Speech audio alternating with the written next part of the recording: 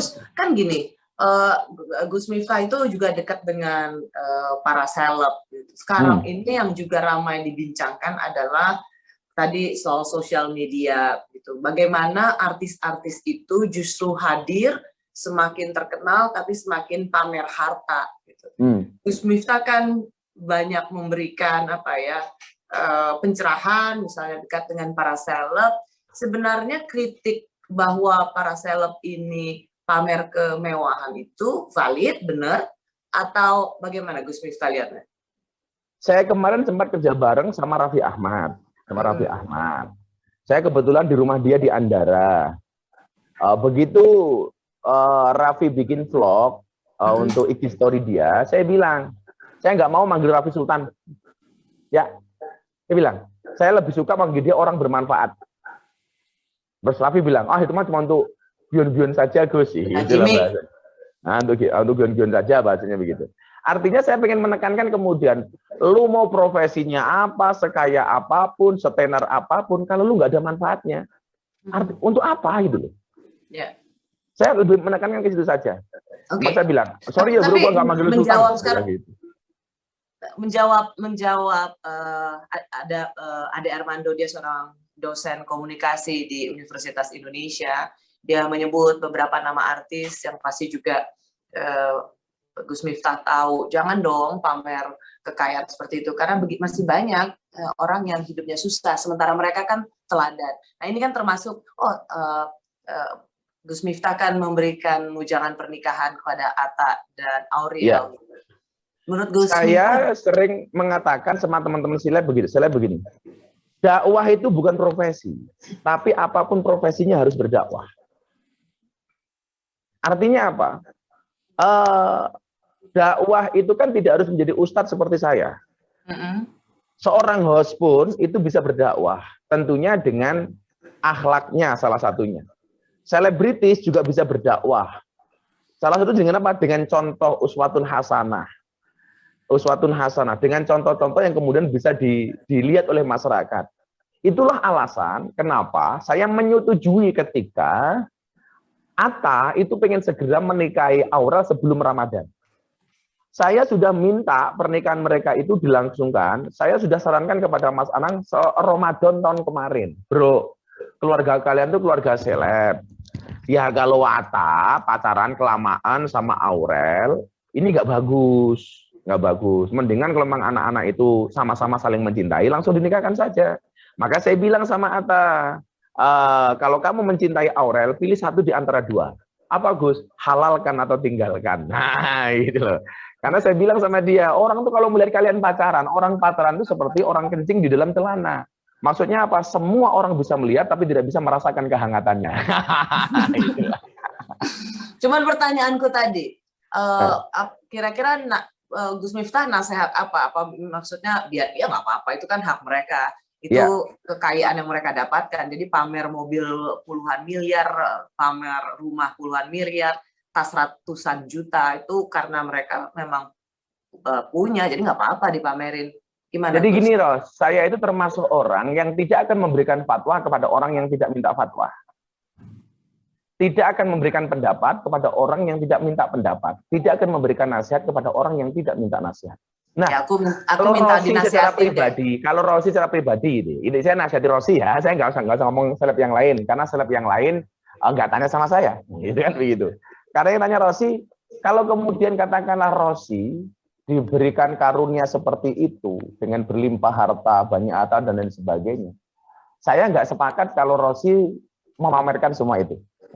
Ya ingat ya, konteksnya ini dua arah antara saya dengan Rossi ya.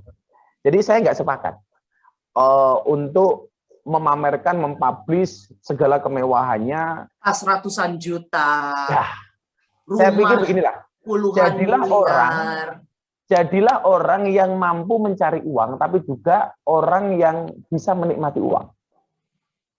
Dan saya pikir cara menikmati uang itu tidak harus dipamer-pamerkan seperti itu. Walaupun saya tahu sih, cewek seperti Rossi itu kan hatinya seperti rekening bank. Apa itu maksudnya? Tidak mungkin berbunga kalau tidak ada saldonya.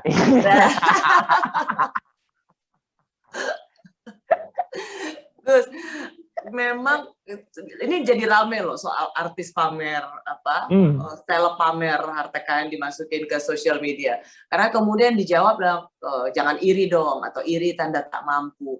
Sehat nggak sebenarnya konversasi semacam ini? Saya pikir begini ya, bedakan antara pamer dengan mengapresiasi. Kita tuh sering, Ros, mengapresiasi orang lain, tapi tidak pernah mengapresiasi diri kita sendiri. Inilah orang yang bisa mencari uang dan tidak bisa menikmati uang. Kalau konteksnya mengapresiasi, saya pikir never mind ya. Tapi tentunya dengan cara yang tidak berlebih-lebihan. Tidak berlebih-lebihan. Hari ini kan gara-gara sebenarnya itu kenapa muncul pamer rekening ATM, pamer macam-macam. Itu karena saya pikir tuntutan konten. Iya. Makanya coba dilihat kadang-kadang mobil dari A ke si B, B, si C, terus seperti itu. Dan padahal saya pikir kita bikin konten nggak harus seperti itulah, ngobrol seperti itu sudah jadi konten gitu. Nah itulah. Iya. Jadi saya pikir kalau kemudian mereka memposting sekali dua kali di Instagram atau di medsos dalam rangka mengapresiasi bahwa mereka mampu untuk melakukan itu, bekerja, menghargai pekerjaan mereka, saya pikir nggak ada masalah. Tetapi kalau terus-menerus seperti itu ya saya pikir nggak sehat, gitu loh. Nah. Tapi kalau sometimes saya pengen mengapresiasi kinerja saya, kemampuan saya makan di tempat yang mewah, atau sekali-kali saya naik mobil mewah sama istri, saya pikir tidak ada masalah. Tapi kalau setiap saat kita disuguhi seperti itu, aduh, nggak sehat lah. Iya, ya. Ini penting Gus, kenapa Gus dari mulut seorang Gus Miftah mengatakan ini, karena begini, ini kan generasi milenial ini kan generasi sosial media. Jangan sampai ada perubahan pencapaian dalam hidup mereka yang hanya bersentris atau berpusat pada yang disebut dengan materialisme atau barang-barang mewah. Pencapaian hidup itu kan juga harus diajarkan pada mereka, itu lebih daripada sekedar memiliki barang mewah. Gitu loh Gus. Karena tadi saya bilang sama Rosi, jangan sampai kita menjadi orang yang bisa mencari uang tapi tidak bisa menikmati uang. Dan saya pikir menikmati uang itu tidak harus pamer. Salah satunya berbagi. Salah satunya membantu. Yang itu tidak harus kita pamerkan, Ros. Nyumbang juga harus. Dan saya mengambil langkah itu. Ya nggak harus dipamerin lah. Saya pikir kalau kemudian pas kita tampil pakai barang branded, kebetulan di-syuting sama orang, yang masih bisa saya maklumi lah. Boleh tolong punya uang kok. Yang namanya nggak boleh itu ketika kita nggak punya uang tapi dipaksakan untuk beli barang-barang yang branded. Tapi bukan berarti dipamerkan loh, gitu loh. Bener sih. Bukan berarti dipamerkan loh. Gitu. Kalau saya pikir kalau masih, jadi nggak ada masalah, Ros. Bener sih Gus, memang kebutuhan untuk konten itu bisa membuat kita jadi lupa diri ya. Kepatutan. Gila sudah. Dan kepantasan gitu. Memang lucu sih komentar para netizen soal pamer harta para artis ini, kemudian kan membandingkan dengan seleb-seleb dunia gitu. Mereka tuh nggak akan pernah membolehkan kamera itu menelisik kamar tidurnya, masuk ke rumahnya, nggak boleh. Bahkan paparazzi itu butuh helikopter untuk melihat rumahnya Madonna. Itu jadi sering dibedakan ya, memang beda sih antara seleb dunia yang justru rumah dan barang pribadi mereka yang mahalnya luar biasa itu adalah wilayah private, bukan untuk dipertontonkan pada publik. Jadi lucu juga komentar para netizen. Iya, memang benar itu loh. Ya apa ya? Saya pikir atau OKB juga enggak sih, wong kaya lama juga udah banyak juga itu loh. Tapi saya pikir orang yang benar-benar kaya itu tidak akan suka pamer. Benar. Orang benar-benar kaya. Konglomerat yang saya memang Ustadz Deso lah, tapi saya punya banyak sekian teman konglomerat. Dan teman-teman konglomerat itu justru tidak pernah kemudian memamerkan kekayaannya itu. Apalagi di era-era pandemi seperti inilah yang banyak orang susah. Kita butuh sensitivitas sosial. Maka sebenarnya kan puasa ini salah satu tujuannya adalah menumbuhkan kepekaan sosial. Maka saya dari dulu paling nggak sepakat kalau ada orang rame-rame protes nutup rumah makan atau restoran di siang hari. Karena saya pikir kalau kemudian kita marah hanya gara-gara resto buka di siang hari, Ros, itu seharusnya kita malu sama orang miskin. Kenapa? Orang miskin itu sepanjang tahun lewat depan restoran dan mereka tidak pernah bisa beli, tapi mereka nggak pernah marah. Keren nih. Ya kan? Orang miskin itu setiap saat lewat depan restoran dan mereka nggak bisa beli, nggak pernah marah. Lah kita orang-orang yang punya duit diuji bulan Ramadan sebulan saja, kenapa marah lihat restoran buka? Orang-orang miskin sepanjang tahun loh nggak bisa beli karena nggak punya uang. Lah kita cuma diuji sebulan kok, kenapa kita marah-marah? Maka saya bilang bulan Ramadan itu yang perlu ditutup itu bukan restorannya tapi mulutnya. Anyway, Gus, jadi dengan seluruh percakapan di sosial media tentang para seleb yang pamer atau disebut sering sekali mempertontonkan harta barang-barang mereka, berlian, sekian puluh miliar rumah, puluhan miliar tas, ratusan juta, mau juga sekian miliar. Penting rasanya Gus Miftah memberikan pencerahan pada para millennials. Apakah ini ya mereka setiap seleb berhak untuk memposting itu, kita tidak bisa paham, tapi bagaimana para anak-anak muda ini punya sikap atas tontonan yang mereka lihat di sosial media milik para seleb yang sering sekali menunjukkan barang-barang mewah mereka. Satu saat saya ulangi harus lebih komplit ya. Satu saat saya pulang dari Taiwan. Saya baca satu ayat Quran yang dari dulu saya itu cari tafsirnya apa. Jadi dalam surat Yasin, ayat 65 kalau nggak salah, itu ada ayat bunyinya begini, Ros. Satu hari di mana mulut terkunci, mulut dikunci, tangan berbicara, dan kaki menjadi saksi atas apa yang kamu lakukan.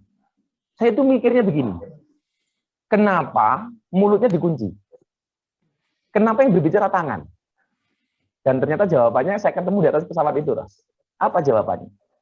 Kenapa hari ini berbicara tangan? Karena hari ini kita banyak berbuat dosa dengan menggunakan tangan kita, Ros. Dengan jari jemari kita, dengan jempol kita. Melalui apa? Melalui postingan-postingan kita di sosmed. Coba. Salah satunya apa? Salah satunya kita membuli, mencaci, menghina, pamer dengan orang. Itu awalnya dari mana sih? Postingan tangan kita. Benar nggak sih? Ya. Saya sekarang menghina Rosi, nggak perlu saya secara verbal menggunakan mulut saya. Cukup saya ketik sesuatu di kolom komentarnya si Rosi. Atau saya pengen manas-manasi kompetitor saya, cukup dengan posting kekayaan saya di medsos. Itu semuanya berawal dari jempol, Ros. Ya. Maka saran saya adalah, saya menasihati diri saya dan Rosi, jadikan medsos menjadi wasilah untuk mendapatkan ridho Tuhanmu. Jangan gara-gara medsos justru menjadi wasilah mendapatkan murka dari Tuhanmu. Nah, salah satunya saya pikir tentunya dengan yang tadi saya bilang, postinglah yang penting, yang kira-kira ada nilai manfaat, yang bisa mengedukasi ke masyarakat. Nah, kalau masalah kita gini, maaf Gus, masalahnya gini, anak-anak muda ini melihat itu di sosial media oleh para seleb, melihat bahwa itu ukuran keberhasilan. Jadi punya mobil. Maka saya sampaikan, ukuran keberhasilan itu bukan tas mewah, bukan mobil mewah. Ukuran keberhasilan itu bukan seberapa mewah mobil yang kamu naiki, bukan seberapa megah rumah yang kamu huni. Tetapi ukuran keberhasilan itu adalah nafi'un li ghairi. Seberapa banyak manfaatmu bagi orang lain. You sekarang mikir, postingan seperti itu kira-kira nambah orang itu ayem, termotivasi, atau justru merasa dihina dengan postingan kamu. Ada nggak manfaat yang kamu berikan kepada itu? Maka teman-teman, kalau kemudian gara-gara postingan itu kaum milenialis termotivasi untuk bisa menjadi seperti mereka, saya pikir nggak ada masalah. Tapi kalau kemudian itu justru menyakiti hati mereka, kenapa kita post? Untuk apa kita post? Nah, sekarang dalam konteks keindonesiaan, kira-kira dengan postingan seperti itu memberikan motivasikah atau justru sebenarnya menyakiti mereka? Nah, saya pikir tetap saja ada yang termotivasi, tapi juga saya yakin banyak yang tersakiti. Contoh begini, Ros. Ketika seseorang sedekah kemudian diposting, tanya sama saya, Gus, itu gimana kalau sedekah diposting? Berarti dia nggak ikhlas. Nanti dulu. Karena ikhlas nggak ikhlas kan yang tahu cuma kita dengan Allah. Ya kan? Kalau ada value, saya nggak ada urusan lu posting. Katakanlah begini, Rosi berbagi dengan 10.000 anak yatim. Diposting malah saya setuju. Kalau dulu ada ungkapan tangan kanan memberi tangan kiri tidak boleh tahu, sekarang saya balik. Tangan kanan memberi tangan kiri diajak. Kan kasihan tangan kiri sembunyi terus. Jadi diajak lah. Iya, diajak untuk bantu, tapi bukan kan itu kan filosofinya nggak perlu riak gitu loh, Gus. Iya, kalau soal pamer-pamer tadi harta, saya pikir kalau posting sekali, 2 kali hanya untuk apresiasi kinerja dia, nggak ada masalah. Tapi kalau terus-terusan, jelas itu tidak sehat. Jelas itu mengganggu. Ah, itu loh. Tapi kalau Anda pamer kebaikan, sedekah, macam-macam, saya dukung. Kenapa? Supaya ini menjadi syiar, orang lain juga mau untuk melakukan hal yang sama itu. Tapi kalau cuma pamer macam-macam untuk apa? Dan sebenarnya juga tergantung niatnya ya, kalau mau nyumbang. Kalau mau nyumbang, bilangnya nyumbang, memang ingin menyumbang dan memberikan inspirasi bagi banyak orang sih sangat bagus. Tapi kalau misalnya Rosi tahu nggak? Ketika saya dulu ngaji di klub malam, orang bilang, wah itu begini. Orang lupa, kita itu tidak bisa masuk ke wilayah niat orang lain. Saya nggak pernah tahu niat Rosi apa menghadirkan saya di acara ini. Karena yang tahu hanya Rosi dan Tuhan.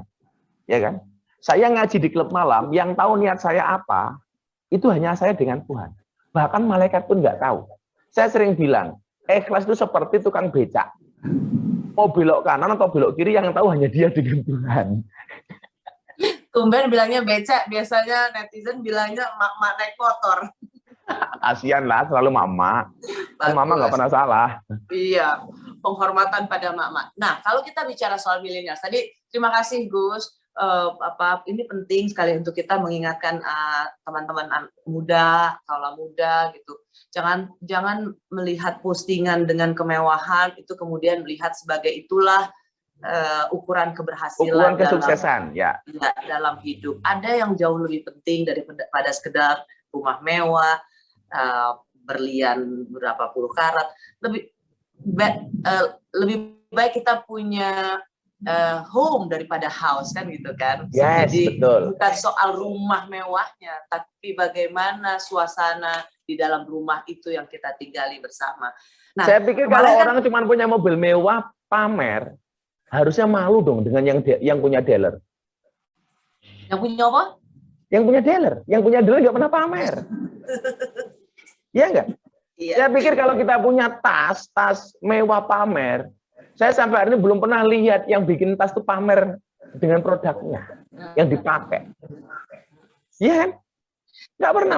Sebenarnya kadang-kadang kita bergurau gini loh, Gus. Kenapa orang sering pamer kekayaan? Karena sebenarnya kayanya masih nanggung. Orang yang udah super kaya itu karena udah biasa, jadi dia nggak perlu pamerin. Jadi kalau orang sering pamer kekayaan di sosial media, guyonan mereka. Nggak usah itu, Rosi, nggak usah itu. Kita pertama kali makan steak, pengennya pamer kan?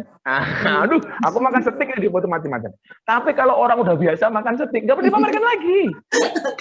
kayak kita makan mata sapi pagi-pagi. Nah, itu ya sudah itu loh. Ya demam panggung jadi orang kaya.